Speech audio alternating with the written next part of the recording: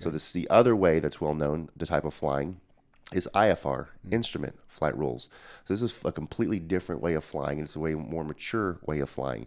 You're not just flying by what you see and you think you can feel, but you're actually flying by metrics. And so what I love about IFR flying is it's completely opposite to flying flying visually. So everything you do as an IFR pilot is planned in advance. That's good. You have an actual business strategy. You have goals in place. You have metrics that are measurable, because we all know you can't manage what you can't see. And this is approved by an air traffic controller, which means on some level there is counsel. There's an overarching authoritative rule on the plan that you have in place. Yeah, it's key people inside of your flight plan that allow you to not get stuck in a storm, to be able to run through it, and also keep you focused on what your primary task should be as a business owner. And so you have strategic members of your team that are allowing you to operate through the challenges. Yes, for sure.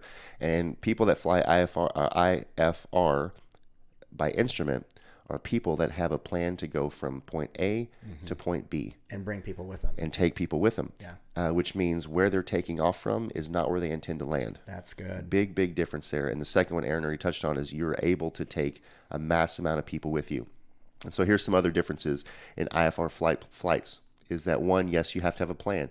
You also have to have permission, which is called clearance in flying. So clearance means you basically got a clear pathway to go from point A to point B. As you're flying along, you don't have to call and check in with every municipal that you're flying over. You don't have to worry about other planes being in your vicinity. Even if there's weather, you're prepared for that and you have a plan for that.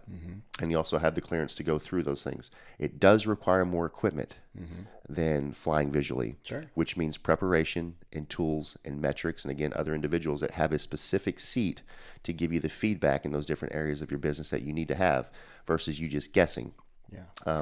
IFR flying is actually the removal of restrictions versus the feeling of being more restricted. So it can feel like, oh, I've got all these extra voices that are now a part of this equation in my business, when in actuality, it's counsel, right? It's clearance to go move forward with the vision that you said that you had. And then also, you're already following the direction of an air traffic controller, which means you have someone in your life, hopefully multiple someones, but at least someone in your life that says, yes, not only is this a good plan, but it will work. So I'll be here along with you while you go from point A to point B. So good. Such a good metaphor, because the what behind this problem, and this is Josh and I were kind of wrapping on, is that the problem shows up in your business, then typically the pilot, the entrepreneur that has only flexed the muscle, figuring out what he can see, tries to figure it out because he's figured out previous problems that led him to his current level of success. And so he goes into FIO mode. FIO, I'm going to figure it out on my own. I'm a lone wolf, and I'm going to white knuckle it. I'm going to work harder. I'm just going to grit my way through it.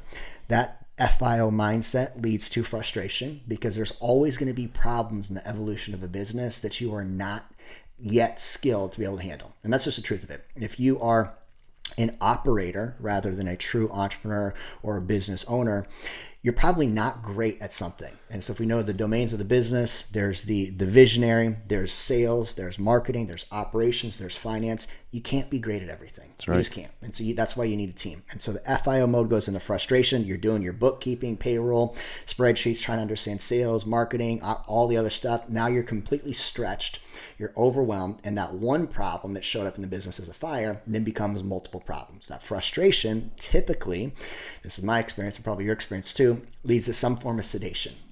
It's, I can't handle this. I'm not good enough. I'm not worthy. Now the self-doubt creeps in, and that sedation, drinking, drugs, vices, distraction, or whatever it is, then goes into loss of progress. And this is the vicious cycle. And this is why businesses shut down within the first year, 2 years, 3 years, because they've reached a glass ceiling in their ability to really evolve, and they lose progress. Now, not only losing progress from a financial standpoint, they're losing progress with their family, with their faith, and typically their fitness too.